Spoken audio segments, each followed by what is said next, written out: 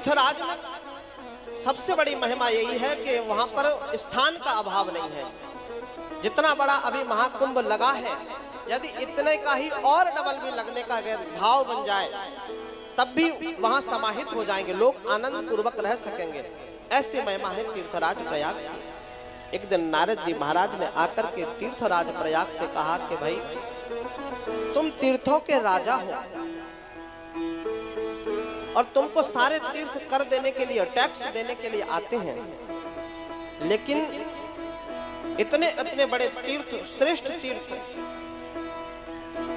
तुमको कर देने आते हैं, लेकिन छोटा सा वृंदावन कभी कर देने नहीं आता। इसका क्या कारण है?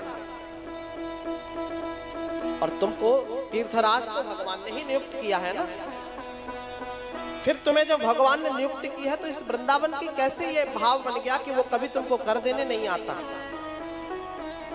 मुझे तो ऐसा लगता है कि भगवान ने तुम्हें तीर्थराज बना करके तुम्हारा अपमान किया है वृंदावन के द्वारा। उस छोटा सा वृंदावन, 20 किलोमीटर के अंतराल में बसा हुआ वृंदावन तुम्हें कर देने नहीं आता।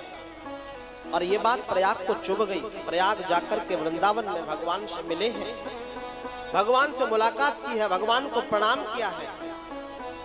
और प्रणाम करने के बाद में प्रभु से कहा है कि प्रभु, यदि आपने मेरा अपमान ही करना था तो मैंने तो आपसे नहीं कहा कि मुझे आप तीर्थों का राजा बनाइए, और आपने राजा बना करके मेरा अपमान किया हुआ है कि सारे तीर्थ जो है मुझे कर देने के लिए आते हैं, लेकिन एक छोटा सा वृंदावन ये मुझे कभी कर देने नहीं जाता। इसका क्या कारण है?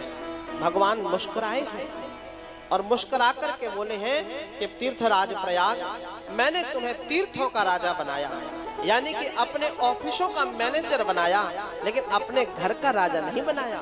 वृंदावन तो मेरा घर है। बोलिए वृंदावन धाम की जय, श्री राधा रानी सरकार की जय, जय जय श्री राधे।